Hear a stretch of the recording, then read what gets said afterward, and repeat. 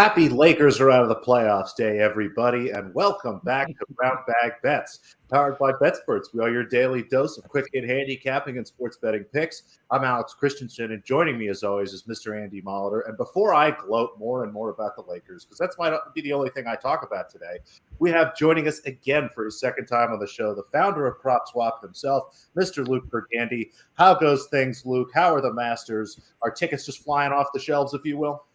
Yeah. Hey guys. Hey Alex. Hey Andy. Thanks for having me on. I mean, obviously a certain golfer who went to Stanford has decided he's going to play, and you could have got him at 100-1 odds, 3 months ago to win the Masters, and he's now down to about 40-1. So yes, we have not even started golf, and we are flipping Tiger Woods tickets among a few others. I think. With us, you can make a small profit if you line shop. So, like, if Zalatoris is, let's use Morikawa. So Morikawa is 22-1 at FanDuel, but he's 18-1 at other books. So you could post that 22-1 ticket on PropSwap and sell it now before, we're obviously in round one, just as one example. But Tiger, of course, is the loudest example, and his odds have been cut in half, if not more, with what he seems to be putting forward. Andy, I thought he was talking about Mav McNeely. Yeah, Mav McNeely, God, he might be almost as rich, but Tiger does have all that Nike money. He's doing just fine. Yeah, no, it's been super interesting with just Tiger Watch taking completely over things. And last time we had you on, there was golf going on, and we mentioned it briefly. And as I pulled up PropSwap and looked at it, there were tickets on there for that tournament that week. In fact, there was a bunch, way more than I thought we'd see for a shitty tournament like that. Mm-hmm. But now that we're into major territory, this is stuff where if I wanted to bet on Luke List to win the 3M Open right now, that's just not a market that's available anywhere. But for the PGA, the U.S. Open, and the Open, you're going to find a lot of places that have those major ticket, those major, just markets up right now, where you see a lot of the guys that I know that bet golf, they try to get, it's like stocks, buy low, sell high. I mean, that's the whole point of, what you're doing with the ticket exchange you have there is a lot of these guys will try to get ahead of I'm going to get a Scotty, if you got a Scotty Scheffler ticket, yeah, or even a Sam Burns ticket to win the Masters 5-6 months ago, if you said, Scotty's finally going to break through, this is it, I'm getting a Masters ticket, the price was a lot better.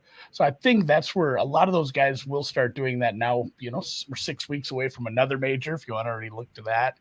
And then the other two, as we go through the summer, about a month and a half apart. So I'm guessing we'll start to see some for that, but probably really Masters heavy this week. And I mean, are you able to tell when they place the bets? I suppose a lot of it is just looking at the price. Yeah, no, of course. When you post a bet on PropSwap, you tell us where the bet was made. You tell us what state it's from. When did you make the bet? How much did you bet? If you bet $100 on Tiger at 100-1, that would cash for 10,000.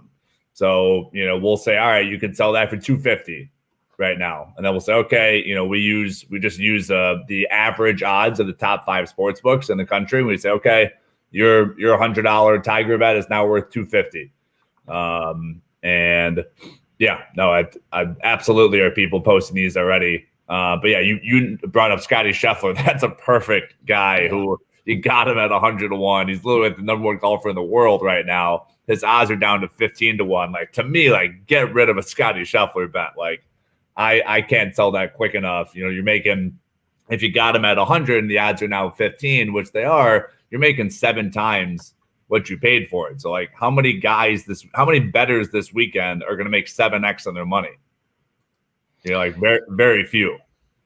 Yeah, and that's where this goes back to. This is way back. Something that my guy Christian Pina said to me forever ago, because he was always a big guy as far as getting way ahead of some of these tickets. If he thought, this is just a stupid number, but I think he always had that little bit of FOMO as far as he's like, man, if I sell this and just flip it for 5-10x on PropSwap, I'm going to be sad if it wins. Yeah. So he was always the bet it twice guy. Yeah. He'd bet it, if he had an amount he wanted to bet on it, he'd bet it twice for half that, and then he'd put one on PropSwap and keep one for himself. So I mean, so a 7x profit is more like 6x, which is still good, and then you still get to ride it out if you want to. So I think that's maybe something I'd look towards doing as far as strategy. 100%. We hear that all the time. They're like, hey, like I've got this Jokic MVP ticket, or I've got this Phoenix Suns NBA future right now. Like, I would love to sell it. Like 5x sounds great, but I'm going to hate myself if the Suns win or Jokic wins the MVP. And Andy, to your point, our solution is make 2 tickets, right? Just give yourself some options so that if you've got, a Scheffler ticket and you can sell it for 7x right now, great. To your point, it will be a 6x return because you've made 2 bets. But at least you've come so far. This guy's odds have shifted so drastically. This golf tournament in Augusta hasn't even started yet. Make that 7x return, cover all the rest of your bets for the weekend, and then you still have another Scheffler ticket in your pocket. Yeah, you're free rolling, plus you've won money, plus you have a super plus EV ticket. Like, it's just the best of all worlds. So yes, God, now I have to start going down to Iowa more and getting some of these paper tickets. Like, I was in Iowa last weekend for a youth volleyball tournament. I was Googling, like, how far am I from Waterloo? Because I know there's a Will Hill put there. Like, it wasn't far enough to get there between volleyball games, but definitely something I'm going to be looking for. Like I said, we're 6 weeks away from another major. I have some guys in mind for that one as well, as far as some people that could accrue some value. And we still have the promotion. We're still giving away that deposit match over here for anybody that signs up using our code. Alex, it's a great example with a shitty ending. Like, your Bengals ticket was beautiful because you had the best Bengals Super Bowl price in the world. It didn't work. It didn't work out. Did you get 300? I think the ticket was plus 160. So with the deposit bonus, you cut your stake in half. It was plus 320. I was able definitely to get some money down on the Rams and stuff to balance it out. But yeah, you take that deposit bonus again, because your stake is half yours, half the bonus. You basically doubled your odds. Right. So you bought a PropSwap ticket, or you had your own ticket from a casino on the Bengals? Oh, no, I bought a ticket off PropSwap. Got it. Yeah, I mean, that team was the biggest underdog in NFL history to go to the Super Bowl. Like, no NFL team ever has been 300-1 odds and went to the Super Bowl. It's never happened. And that was just, a lot of people sold those tickets on PropSwap. And we talk about this a lot. Like, just because you're selling your Bengals ticket before the Super Bowl doesn't mean you can't go rebet the Bengals. Right. So like you take 100x, say you got them at 300-1, you're selling them at like 3-1 just for easy numbers. You're making 100x on that Bengals ticket. Go take, say we pay you $8,000, go take $6,000 of that and just go rebet the Bengals at plus 140. Right. So then you're still cheering for Cincinnati and hoping they win. Of course, we know Los Angeles won the game, but you've come so far, lock in some cash, and then just take the money we're giving you and go rebet them on that, whatever the current line is, on the Bengals. Oh, yeah, you were talking about the NBA MVP market. PropSwap's a great way to get out of some tickets. I mean, that the MVP favorite changes every couple of days at this point, and there's definitely some people with double digits on Giannis, nice numbers on Jokic, I'm sure. Your Embiid tickets probably aren't worth too much at this point, but it's a great way to go out there. If you have some of those tickets and you don't feel like sweating this MVP thing, go and put them on PropSwap. People scoop them up. Yeah, well, I mean, Embiid's still around 3-1. So, and he dropped like 40 earlier this week, I believe. Like, I think he's still in the mix. And remember that Jokic won last year. So, like, is there a higher hurdle that Jokic has to clear versus Embiid because he's never won one? I think yes. I think Jokic does have a slightly higher hurdle that he has to clear to repeat, because I do think voters like to share the award around. I think it sells tickets. The Sixers will be happy. They can say our star players won the MVP. I think the voters like that. It's good for revenue. But yeah, people ask us all the time, when should I sell my bet? Like, what's a good rule of thumb on when I should sell my bet? And to your point, Embiid was minus money for 3 months, from like January until the end of March. That would be when you should sell your bet, at the halfway point in the NBA season. You can sell at minus money with 4 months of basketball still remaining to be played. Like, that would have been an optimal time to do that. And it goes for any bet. If you can get a golfer this weekend, if your ticket ever goes to minus money, unless it's on 18 on Sunday, I would highly encourage you locking in that cash, because you're just leaving such a small margin of money on the table by selling if you can sell it minus money relative to, what you initially bet. But yeah, to your point, I there's still time to sell some Embiid tickets, and I think he's still got a shot. And Giannis came out of nowhere. Giannis was like 80-1 in December. They were just starting so slowly. The Milwaukee Bucks were, and now he's like 5-1. It's been such a shift for him. It's what I said all year. In the 30s.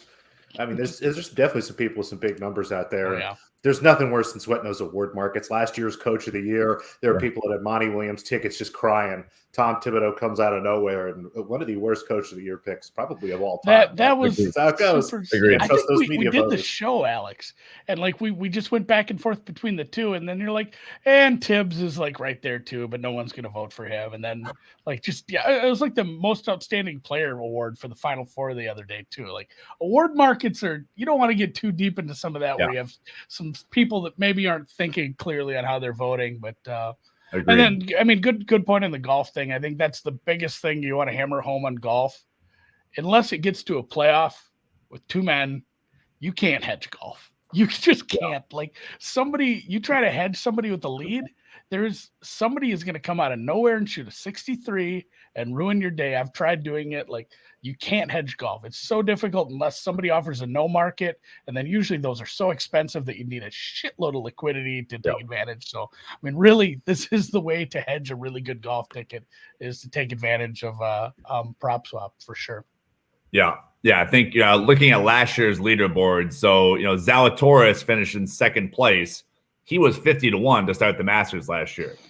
And if you use PropSwap, you absolutely could have made 10x on your money by buying a Zalatoris ticket and then, buying at 50-1 and then selling at 5-1. And if you don't use PropSwap, you just bet at a usual sportsbook, you made $0 betting on Zalatoris. And he came in second place. The guy was 2 strokes back from winning the Masters, and you walk away with nothing. It's just like, it'd be so painful to have something like that happen. Schauffele finished third. Schauffele was around 25-1 last year, and he finished at odds of 3-1. So again, like you could have made 8x by selling a Xander Schauffele ticket if you use a secondary market, and if you don't, you walk away with nothing. Like it's be a difficult thing. You spent all weekend following this tournament, you walk away with $0.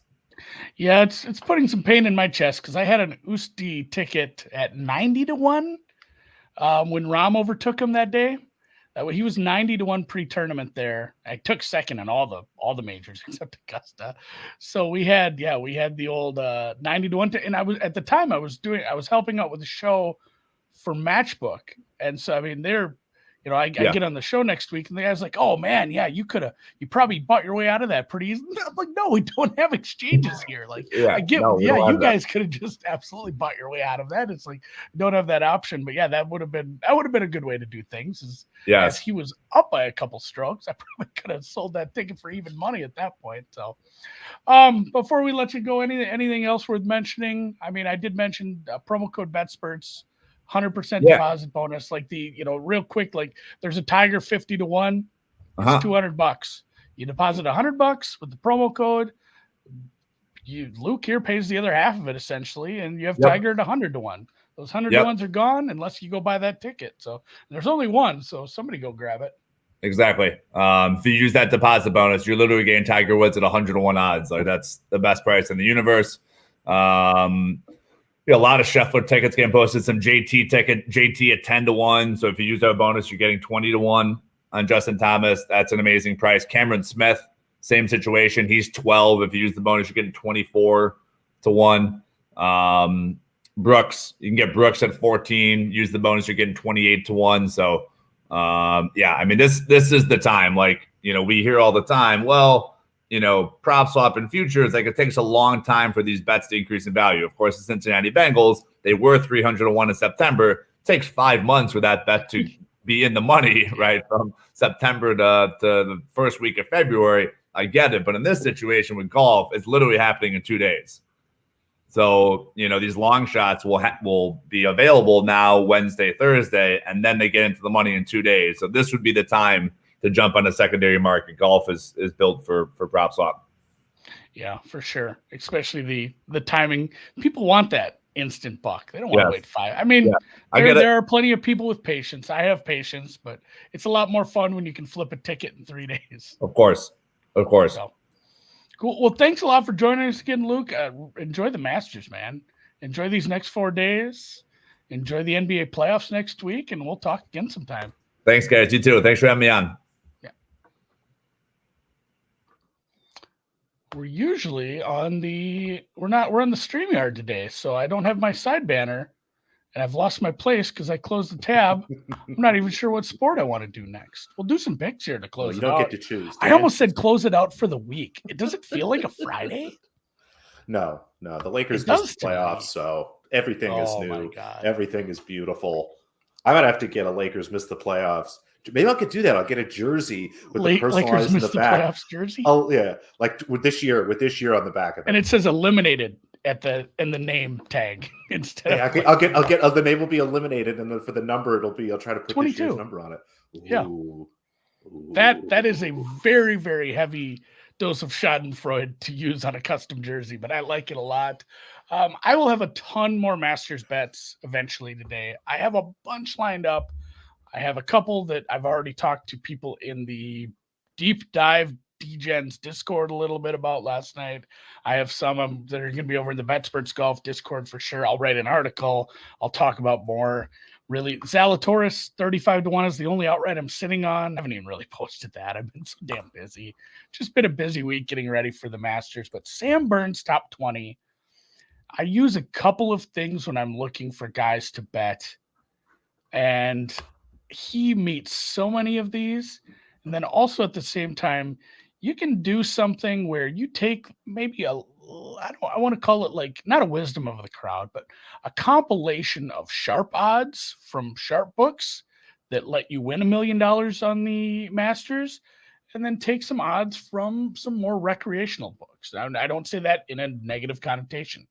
Those odds are going to be a little softer. The limits are a little smaller, and they're the people that bet into them maybe not going to be as sharp. So you can definitely take a comparison and find some guys like, where is bookmaker much lower than some of the recreational books, and just start, if some of that stuff matches up along with, hey, here's a guy who can putt his ass off, plus he's a great ball striker, and I think he's peaking.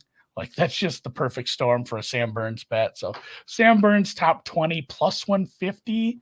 I think DraftKings was the best price in the legal markets. You can find some 150s elsewhere in the offshores if you look hard enough. And this is one I just absolutely love. He took off the 2 weeks since winning the Valspar again. That's a double win for him. He won that 2 years in a row. I like that he just took the time off, knowing this is a big tournament for me. I gotta get this done this time. I'm starting to come into my own. I can play with the top players in the world. So took off the time, fresh, ready to come in, take on Augusta, and I am still scared to bet him to win. So top 20 plus 150 sounds real good. If you got the huevos, maybe an outright ticket, maybe a top 5, top 10. I'm pretty risk averse when it comes to, a guy with this little experience at a course like this, but just that one so far. I'll have more out later today. I can dig in. I'm ready. I need to start getting into that. It's as distracted as I am about the Lakers today. I've got some Masters work to do. The whole timeline was celebrating. It was pretty funny. So NBA tonight, though, I was happy about that. I was really sad to see the Timberwolves get the shit kicked out of them as a 12-point favorite. Really bad result. Washington just couldn't miss.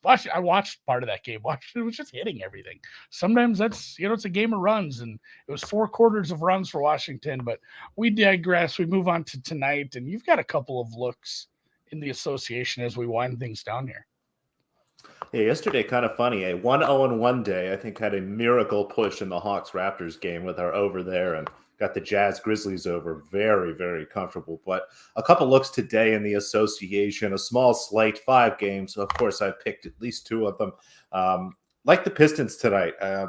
again, I mentioned this before. I think the change in the lottery odds and things like that have left some of these younger teams more willing to be competitive in these games. The Pistons at home tonight against Dallas, a really awful scheduled spot for Dallas. I'm curious to see if some Mavericks players are missing tonight. I wish Jeremy Grant was playing for the Pistons, but overall, I have this much closer, like 4 or 5 points. So Pistons +8 or better looks pretty good to me. And the Hawks, I'm going to keep finding ways to take these Hawks overs. I mean, I thought maybe about the full game over, but should be a down spot here for the Wizards after that incredible performance last night. But the Wizards haven't really stopped anybody on defense. The Hawks should put up a huge number tonight. I had this closer to 126. Probably as I started to whittle it down, got it to 125, but I think over 122 is a great number here. If you don't have team totals, you want to play the full game over, that's fine too. But I think the team total angle is a little better tonight with the possibility that Washington misses. And Holt, we got 14-1 on the Lakers to miss the playoffs, I think is what I gave it on the show, but I may or may not have some 20-1 somewhere. And Frozen 4 picks tomorrow? Why not? We'll do some Frozen 4. We'll talk. Did I pick the Frozen 4 right? Did I get it right? Is it all 2 seeds? The Gophers, the Mavericks, the Wolverines. Who's the fourth then? Who's taking on Michigan? Is it a Boston team? It seems like if we're missing a Boston team altogether, that sounds bad. Denver. Oh, Denver, an old WCHA team.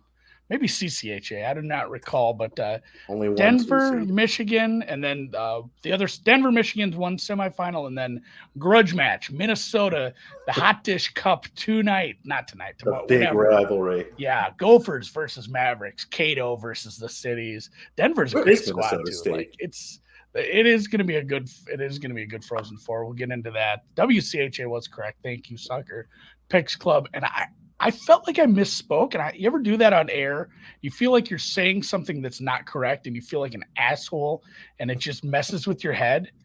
Like when I said Sam Burns as a debutante at the Masters this year, and then I said he won the Valspar, and he won it last year too, which is correct. Winning a tournament with full FedEx points gets you into the Masters.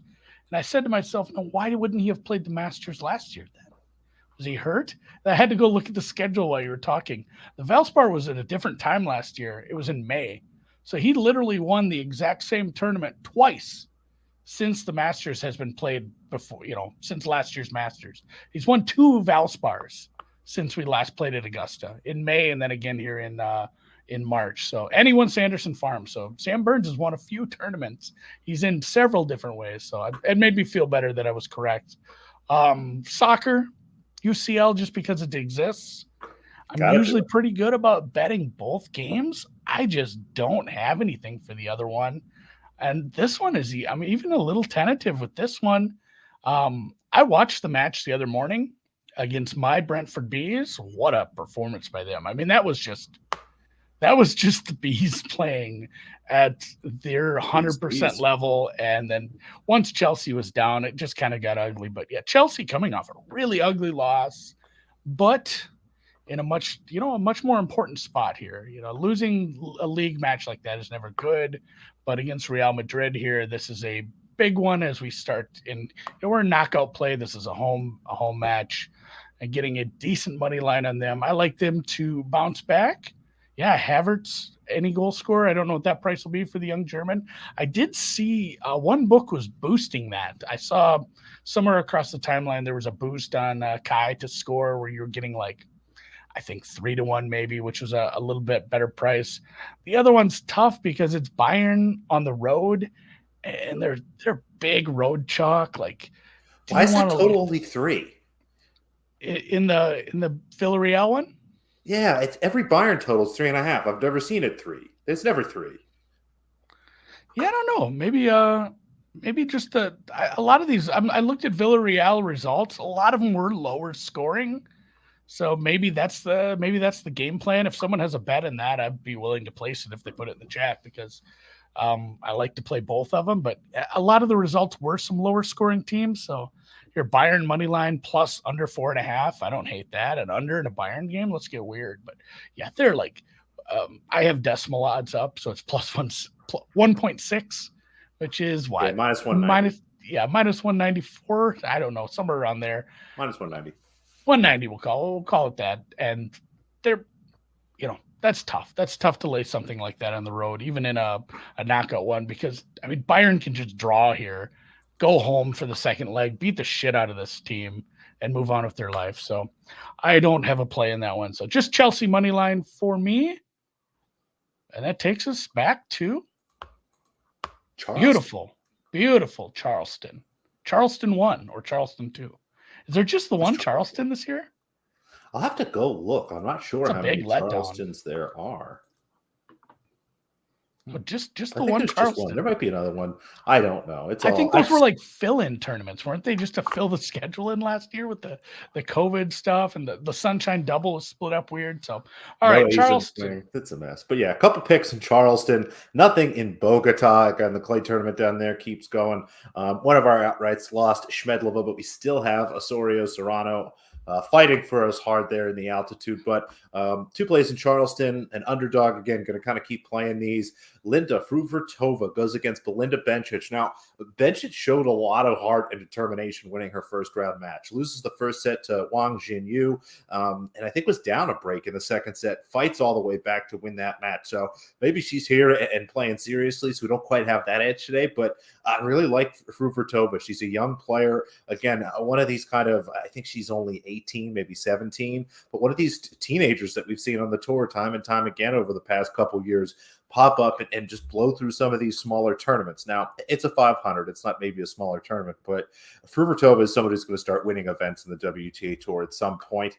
I don't think it's this week, but I really like her in this match. These are good conditions for her. She's really playing some great tennis and kind of peeking here a little bit. And I have this less than plus 200, so happy to grab plus 250. I had it closer to 3.5 games, maybe an expensive 4, so like the 4.5 there. I think you can even get 4.5 at less than standard juice if you poke around. And then Zheng Quinyen, it's okay. There's only one Zheng. It's the only Zheng in the tournament. She is minus 130. A really nice spot for her. She can, again, we've got her as an outright this week, and I don't mind doubling down. It's just a really good spot for her. I had this match closer to minus 150, so we'll take Zheng there as well. I don't always play your bets, and it's not a lack of faith. It's that I forget sometimes. And I love having tennis action because it's just fun. And you do well. I mean, just let's face it, you're a good tennis bettor. But when you say I'm doubling down on an outright, like I make time. I just love those. I feel like there's just this, I don't know, maybe it's my head. Like there's this boost of confidence. Like, oh man, he's putting more money on this one. I'm all in on this one. So that one obviously starts shortly. So look for Zheng quickly, I believe. Yeah, I'm pulling. I have a book up right now. So with that, yeah, it says little rain in Charleston, a lot of rain in Augusta. The sub air is working overtime. It might screw with the par 3 contest. We may not have that this week if it continues to thunderstorm, which stinks. I love the par 3 contest. But yeah, I know I really do too. But it looks like the weather should at least move out of the area by tonight, and the tournament should be okay outside of some really windy Friday afternoon conditions. So the next time I join you, I'll be watching golf on a different screen while I'm broadcasting. We'll see you tomorrow. Join us tomorrow to watch the Masters while we try to do the show. Watch the Masters with us tomorrow. Watch the Masters with Dan and I this afternoon as we'll go through the course on the Nintendo, the Wii. It is one of the best. It's a user-created course. It's better than the people who made the game make courses. It's so much detail. It's gorgeous. I think we're gonna take our time going through 18 at Augusta Day. It's so well done. So check that out this afternoon, and then also a nice little roundtable over at Betsperts Golf later too, with a fun special guest from across the pond. And with that, hit some thumbs up. Do the thumbs up. Subscribe to the YouTube today. Yeah, the Lakers fan. Thumbs up. Thumbs up if you hate the Lakers. Let's go. We'll see you guys tomorrow. Hit the thumbs up if